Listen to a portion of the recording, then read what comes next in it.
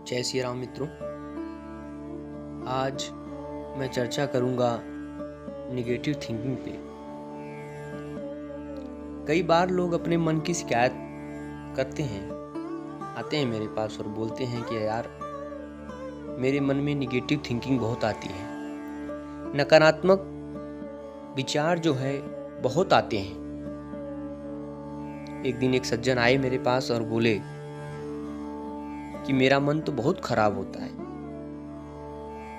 तो मैंने उनको समझाया, मैंने बोला कि हमारा भी मन बहुत खराब होता है, काहे को परेशान हो, चर्चा बंद करो, भगवान का जाप करो, भगवान का नाम लो। संसार में कौन ऐसा है जो इंद्रिय विकारों से बच सके। अच्छा देखो तो अच्छा, बुरा देखो तो बुरा। फिर भी मैंने उनको समझाया, मैंने उनको एक छोटा सा उदाहरण दिया। मेरे मन में विचार आया कि इस विचार को जिस कथा के माध्यम से मैंने सुना है उसी माध्यम से आपको भी बतलाया जाए। मैंने उनको समझाया, मैंने एक छोटा सा उदाहरण दिया कि आदमी जब से युवक हुआ है तब से उसके दाढ़ी, बाल, नाखून निकलना शुरू हुआ है। शुरू हुआ है कि नहीं हुआ है? भाई साहब बोले हाँ शुरू तो हुआ है। तुमने कहा है परेशानी की बात, परेशान है कि नहीं है आप इस बात को लेके? हर 3-4 दिन पे निकल आता है।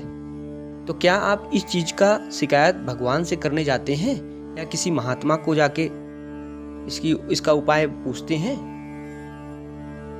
या ये बोलते हैं कि हे प्रभु आपने किस झंझट में डाल दिया है, हर दूसरे तीसरे दिन दाढ़ी बाल निकल आता है? नहीं, आप नहीं करते। आप करते क्या हैं? आप अपने शस्त्र तैयार रखते हैं और जैसे ही दाढ़ी बाल निकल के आता है आप उसको बनाकर ठीक कर लेते हैं। तो ये कब तक आप दाढ़ी और बाल बनाते हैं? जिंदगी भर। जिंदगी भर जिस प्रकार से आप दाढ़ी और बाल बनाते हैं उसी प्रकार से मैं आपको कहता हूं कि जैसे ही दाढ़ी बाल निकलता है और आप अपने शस्त्र को तैयार रखते हैं और तुरंत उसको बनाकर सही कर लेते हैं, आप किसी से उसकी शिकायत करने नहीं जाते हैं। उसी तरह मन में गुणों के साथ बुराइयां आना बंद नहीं होंगी, और क्योंकि आप समय के साथ जिस प्रकार बड़े होते रहेंगे,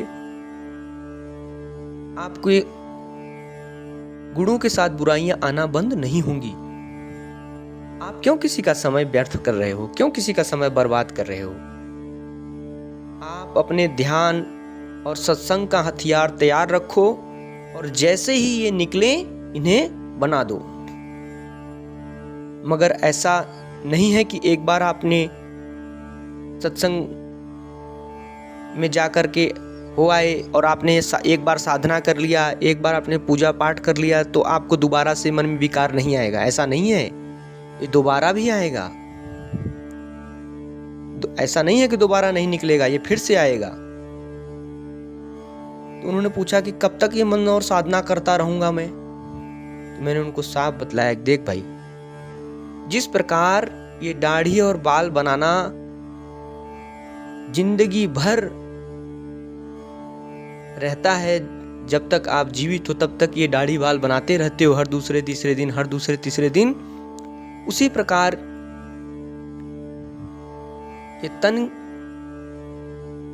की प्रकृति को आप अपने शस्त्रों से बनाते हो, उसी प्रकार इस मन की प्रकृति को सत्संग और साधना और भक्ति के द्वारा, संयम के द्वारा आप इसे बना लो।